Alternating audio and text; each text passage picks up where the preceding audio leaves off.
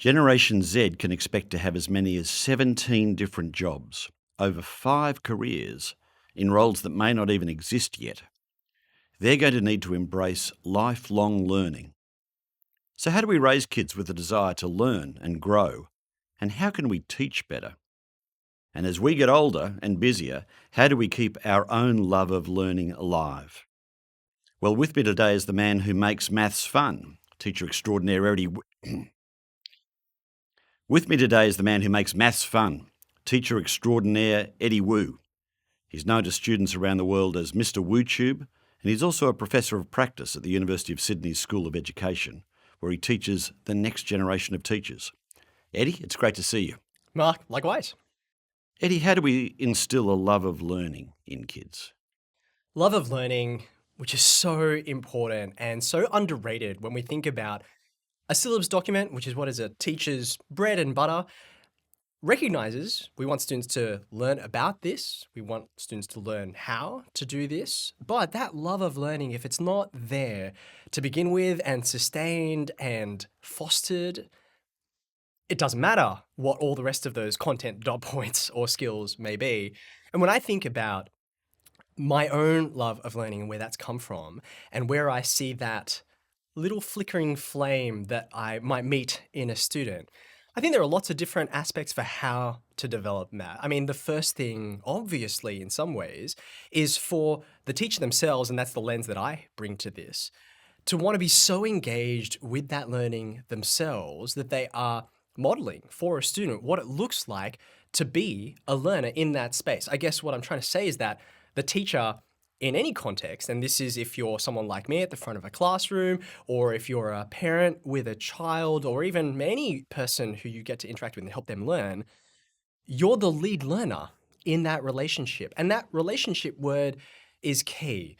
It's not just about conveying information, even if that is in a clear and an exciting and engaging way. It's also about navigating the dynamic between you and the person you're helping to learn, and to be able to say, okay, not only can I model for you what it's like to be interested and engaged with this to help you be interested and engaged, but it's also about saying, I care about you as a person. I care about you enough to know what makes you tick and to know what your very unique brain needs to connect you into. I'm picturing sort of two cogs coming together and needing to get their teeth into each other. For the human being, who's the learner, to engage truly with the ideas or the skills they want to learn with, I need to know a lot about that person. So I guess there's two things there for you to begin: being able to model that excitement, engagement myself, and also to have such a deep knowledge of the learner themselves that I can know which part of this idea, whether it's calculus and trigonometry or things outside the realm of mathematics that aren't my area of expertise, to be able to help them connect to the young person. I've heard it said that there are some teachers who love the teaching. There are some teachers who love the subject. Are you saying that a teacher, to be a great teacher, needs to love learning themselves? Absolutely. And in fact, I think it's a false dichotomy, I guess, to list them out in the way. And I know that's not what you meant to sort of portray, but actually, I think that that's a common dichotomy that people think about. And because, as human beings, there's lots of research into how bad we are at multitasking. What we truly do is we single task and our focus and our attention goes from one place to another and we switch back and forth quickly enough sometimes to give the illusion of thinking about more than one thing at a time. But I truly think that in terms of those things you just mentioned, the content, the teaching, but also the joy of learning itself, all three of them need to be bound together in the teacher and in the dynamic with the student. So, how do you engage kids in learning? I love to begin with stories, and I think that's because, well, not only do I personally enjoy a good story, I think we're all wired for that. I mean, thinking back to if we rewind just 300 years, just to be conservative, which is really just a blink in the eye of civilization. In a pre-literate society, how did we learn? How do we learn? And the answer is we learn by telling stories. And even though a subject like mine, mathematics, doesn't feel like it's a very storytelling, narrative heavy subject compared to, say, the humanities. That's a misconception. Every great idea when we're learning it, it can be thought of in the frame of, say, for example, the most basic of narrative storytelling tools: three acts: setup, conflict, resolution. I've got to be oriented, I've got to care about this. There has to be some clash, some way that this idea maybe seems paradoxical or counterintuitive that I want to resolve in my mind. And then there has to be a synthesis of who I was before with new knowledge that I've come to encounter. That's what the resolution is. And you can teach anything in that way. So there are tools of the trade that certainly, once you learn them, they make teaching and engaging a learner a lot easier.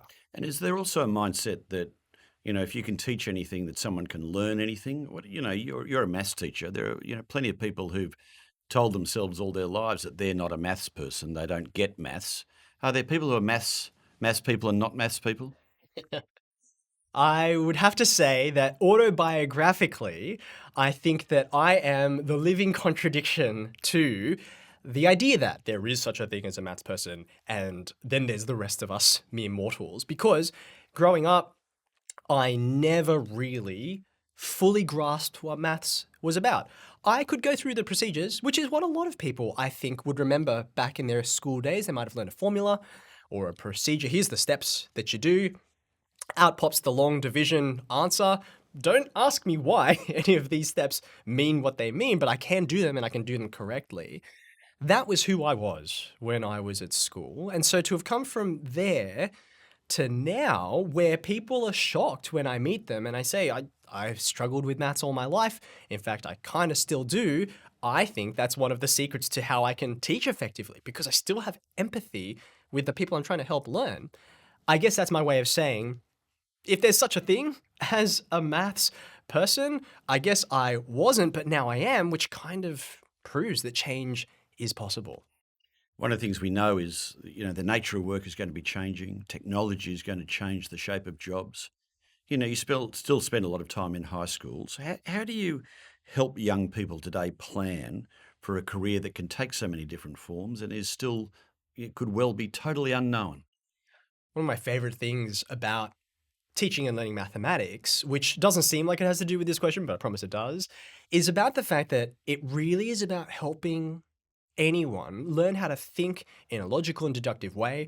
And that doesn't just have to be with numbers and shapes and patterns. It is much broader than what most people would think of as mathematics.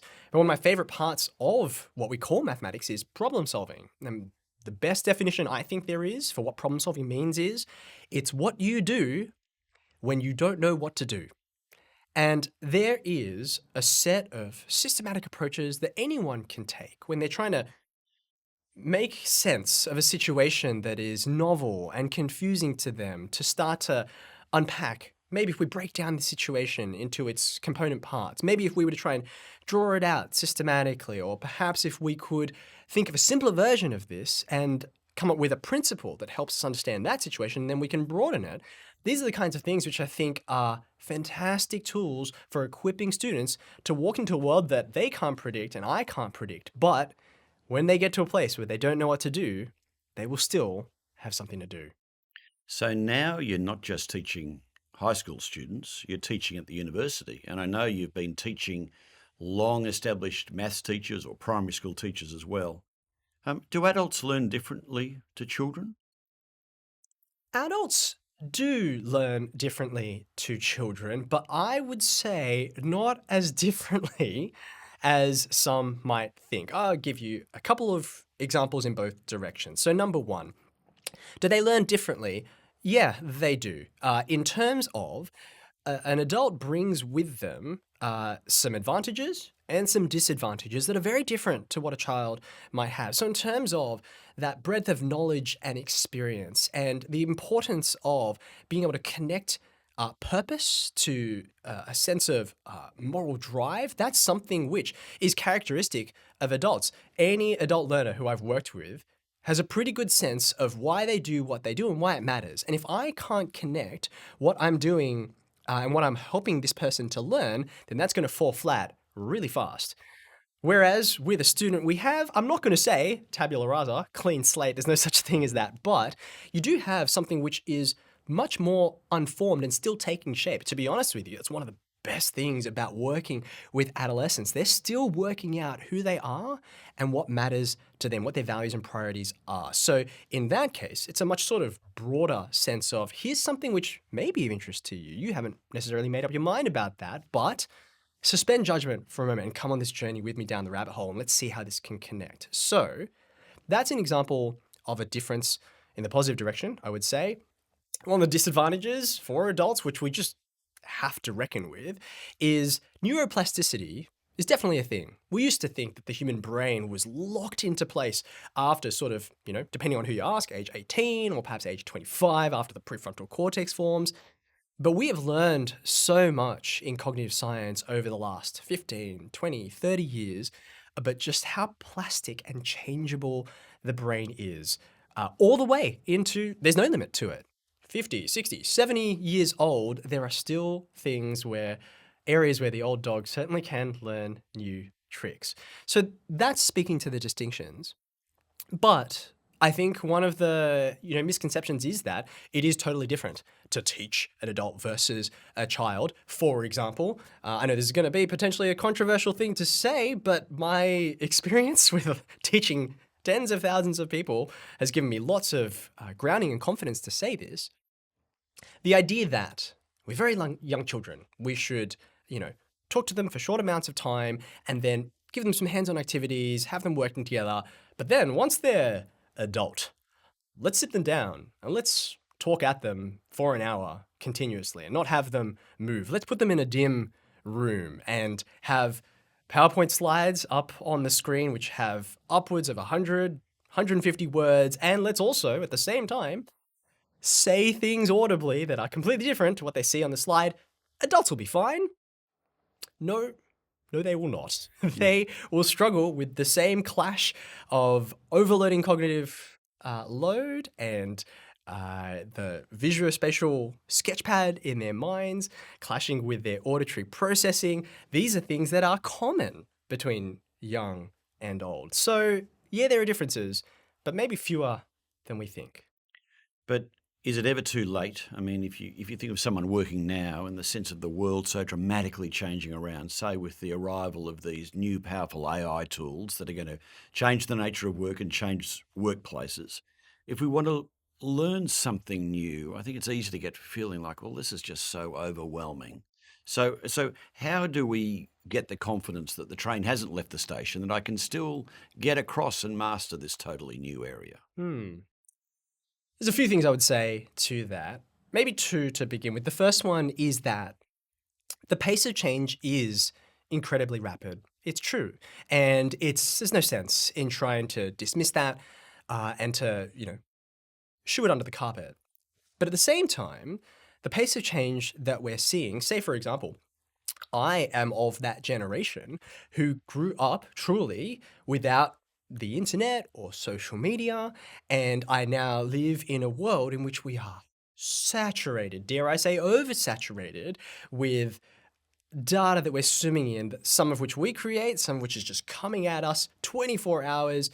That's a different world from what I grew up in, but at the same time, it's one I've learned to navigate, and one that people much older than me have learned to navigate and successfully, in fact, I would say more than navigate, have mastered. And the knowledge that those of us who are older bring to this rapid pace of change is a steadfastness and a groundedness in knowing that there are some things which are coming up which are novel and which we need to grab a hold of and learn a lot about. But there are also things which don't change. Say, for example, we were talking about teaching and learning before in a classroom context. Technology and the way that it's used in classrooms is very different, but it hasn't changed the importance of relationship and being able to have that rapport and dynamic with students. It's just a new context in which for that rapport and dynamic to develop. So I guess what I'm trying to say is, you asked about giving hope before. In a time of rapid change, being able to be well grounded and anchored in those timeless truths becomes more important than ever. So that's just the first thing I would say. And second, in closing, knowledge is not individual. I think that is an idea that we have perhaps accidentally inhaled and integrated into ourselves, particularly Western post Enlightenment. It's a very individualistic way of thinking about things. And to be fair, a lot of the way that we think ourselves in terms of learning, say, for example, our leaving certificates at the end of school or university credential, they belong to you and you alone. But real learning is corporate. Mm. It's something which you and I, for example, Mark, we know things together. And I would never dream of saying that I know all the things that you do, but I know that I can access them. And in some way, actually, I can say that they're mine. I share them with you. And so I guess what I'm trying to say is for those of us as we grow older and we see this pace of change and it's concerning, perhaps even disheartening, I would say this is time to lean in with those who are perhaps younger than us, but not necessarily younger than us, those who just know more in a particular field and to say, well, let's learn this together and let's co-design our understanding of this. It's something that I know I've learned a lot from my First Nations colleagues. They would think about this idea of individual knowledge as quite strange. And that's one of the things which I know I've benefited from.